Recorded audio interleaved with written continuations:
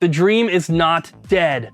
When I announced that I was getting rid of my PlayStation collection, the one thing that people seemed most disappointed in was that I wasn't going to be able to complete my goal of having one memory card per PlayStation 2 game. And I think that that kind of dream was a little bit flawed from the beginning, because not every PS2 case has a spot for a memory card to go. Most of them do, but some of them do not. And so if I ever wanted to actually achieve that goal, I would have had to replace all of those original cases with different cases that, were not the original ones that those particular games came with. Personally, I don't think that I would have cared, but for some people that might come off as like the games aren't technically complete because they don't have that original case. But it doesn't matter, because one thing that some people didn't seem to realize is that I was not only doing that for PlayStation 2, I was also doing it for PS1 and GameCube. So now that the PlayStation stuff is gone, we can still complete this goal with the Nintendo GameCube.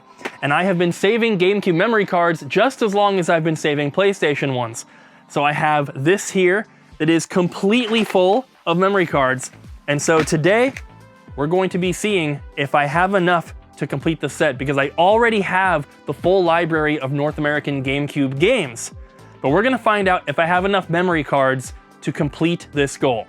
There are roughly 622 North American GameCube titles that were released, and this doesn't include player's choice variants, big box stuff, double packs, or any sort of variant, which I have a bunch of. So this is actually gonna take quite some time, so I thought instead of just having some sort of time lapse of me doing all this, let's actually talk about the GameCube. I can give you guys my history with it, show you guys my top 10 favorite games, the top 10 most expensive or hard to find games, and look at some of the variants and accessories and stuff that I have for the console as well.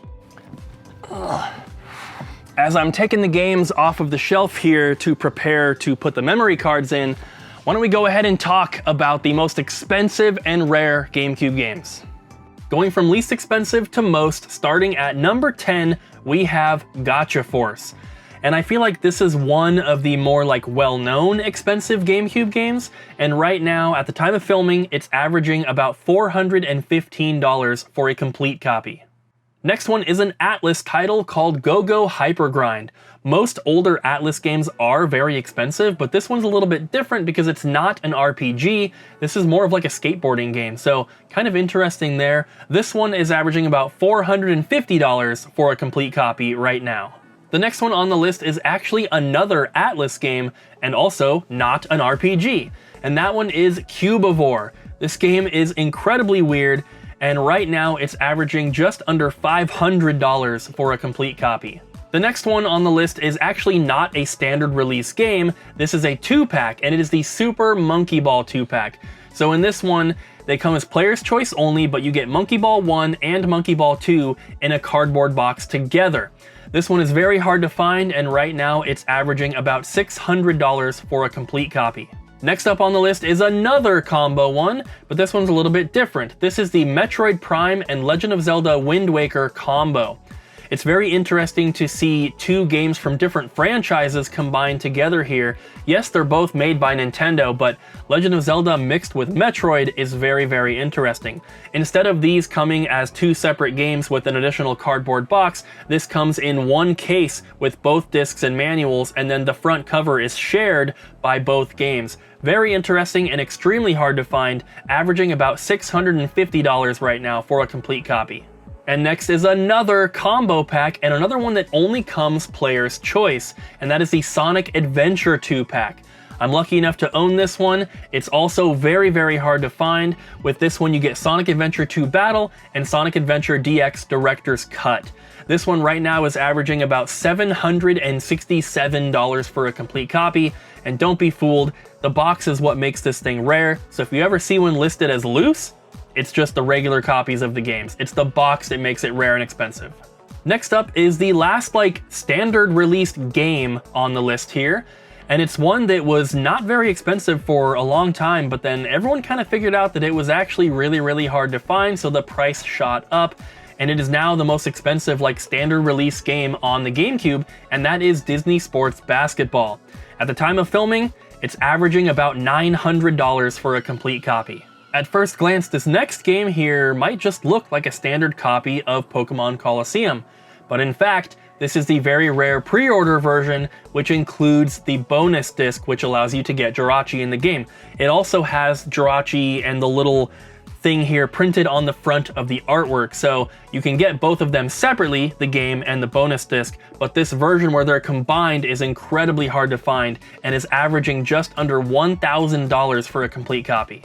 The second most expensive GameCube game here isn't really even a game, but this one is pretty well known and pretty popular when it comes to rare and expensive GameCube games, and that of course is Pokemon Box. This one is kind of hard to nail down an exact value for because there's a version that comes in a big box that is cardboard that has the game inside and also the link cable to connect your GameCube to a Game Boy Advance. But a lot of times this will sell just the game itself in its plastic case. So according to price charting, which I don't think is 100% accurate, but right now a complete copy is $2,148. But like I said, it's really going to depend on how complete it actually is. And the last one here is yet another combo pack.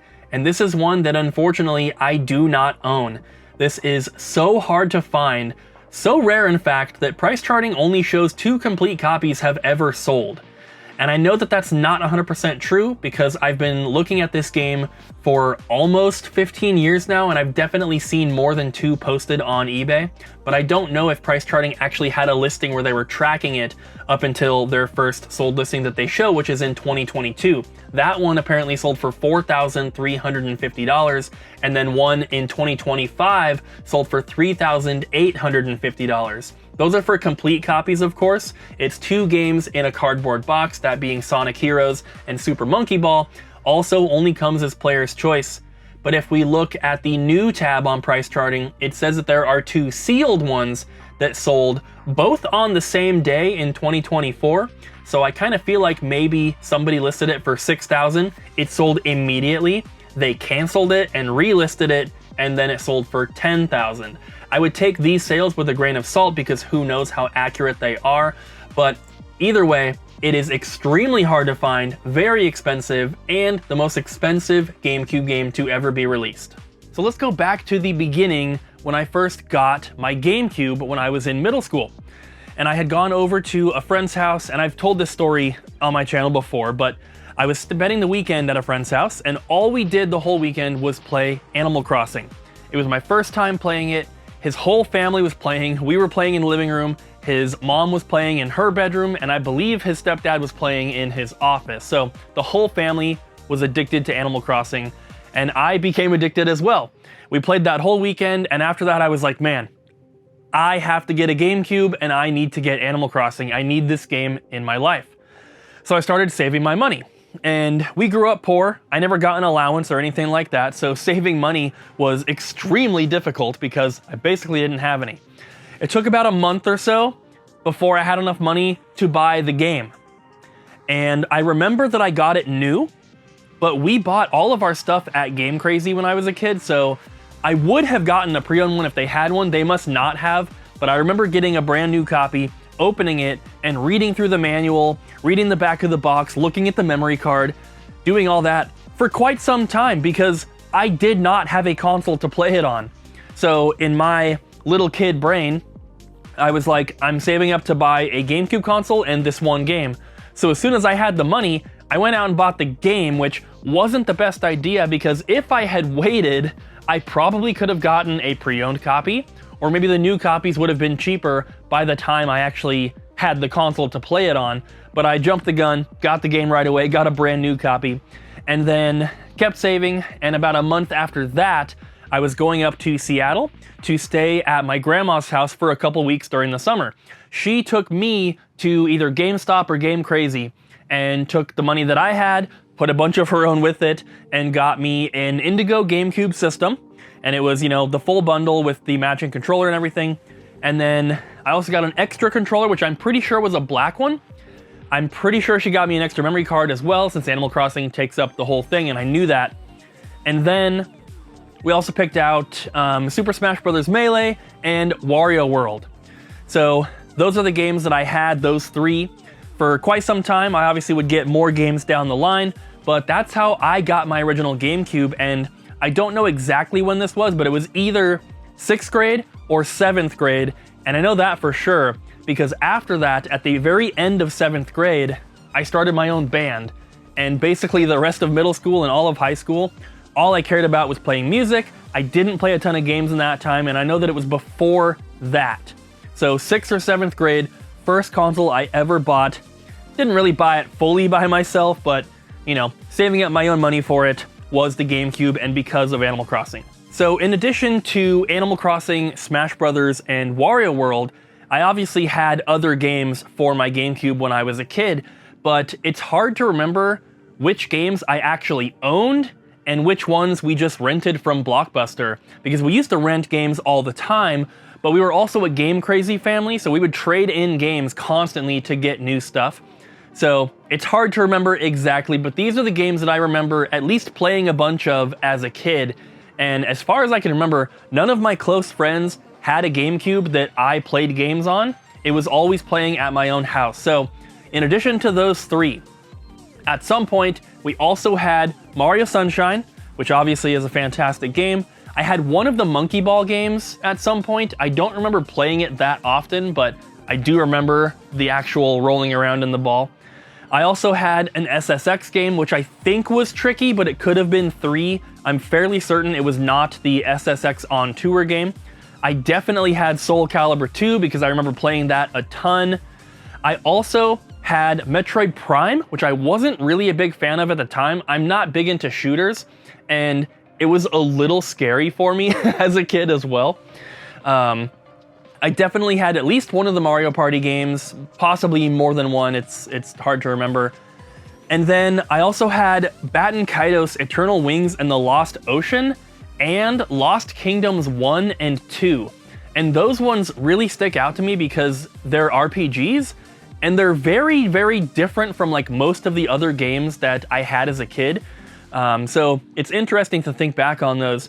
And then also, I don't know which consoles I had these on because we ended up having a GameCube, PS2, and Xbox throughout my childhood.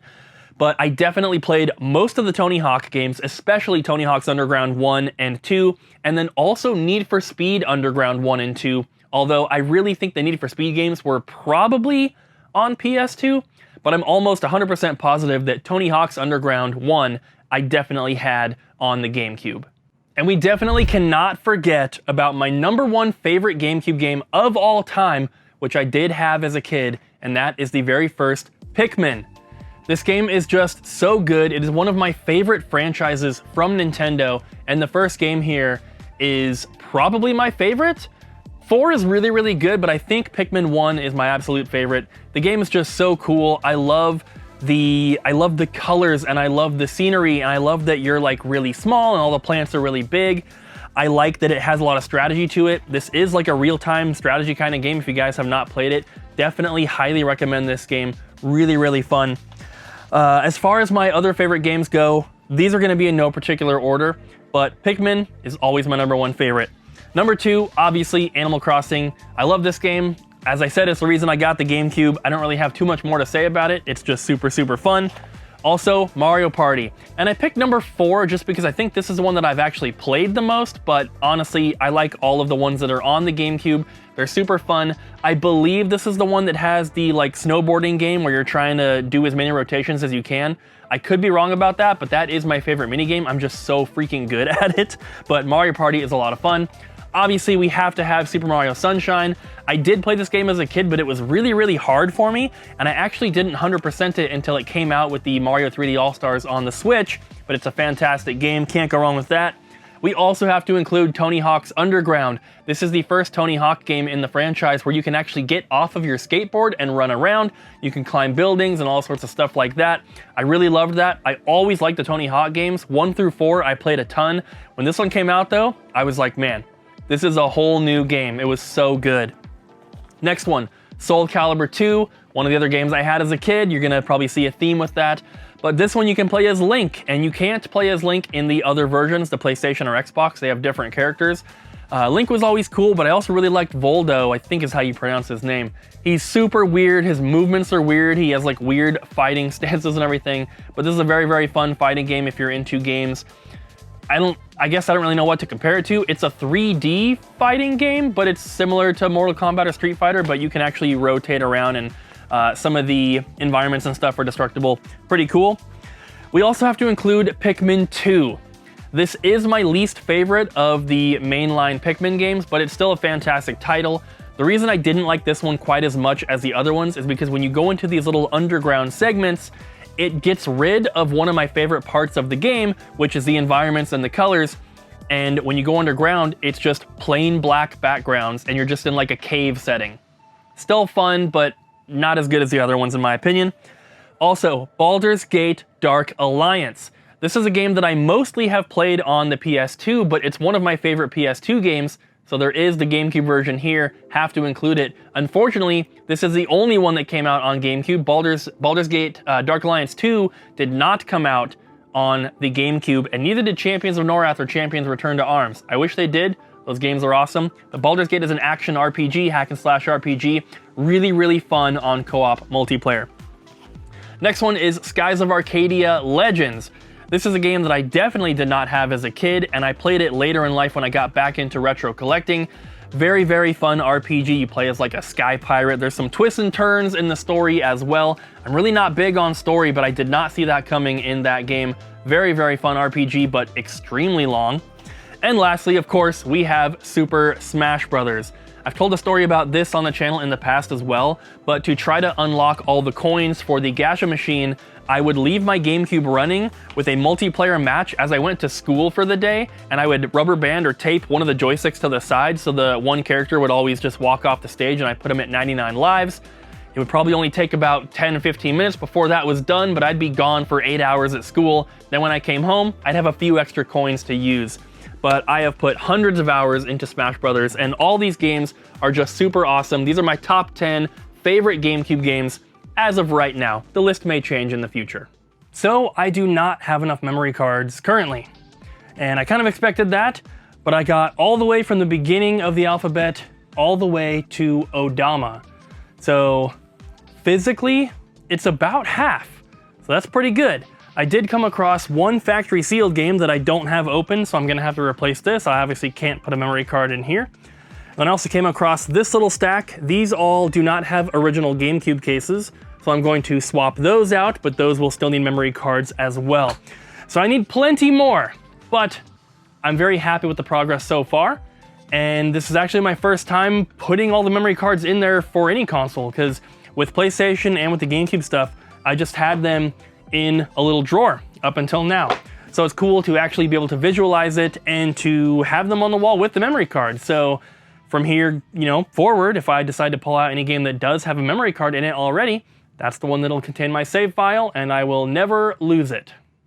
Most of this video was actually filmed a couple weeks ago, and I just had this feeling that like something was off. And I was looking at the GameCube collection when I was going through and putting all of the memory cards in, and I was like, I don't think we actually have a full North American library of GameCube games. I think we're missing something.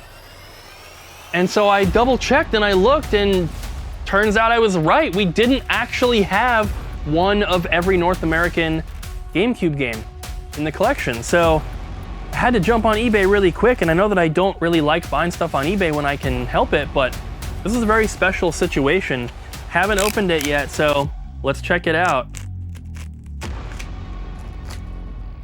And hopefully this officially does complete our set. I can't believe that we didn't have it. I mean, I was telling everyone that we did. I thought that we had the complete set. And for this to be the one game that we were missing feels really stupid.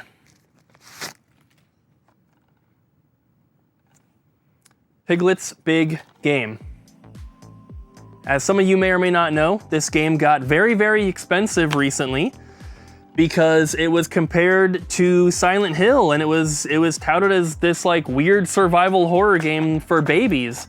And it went from being like a $10 to $20 game up to like $100.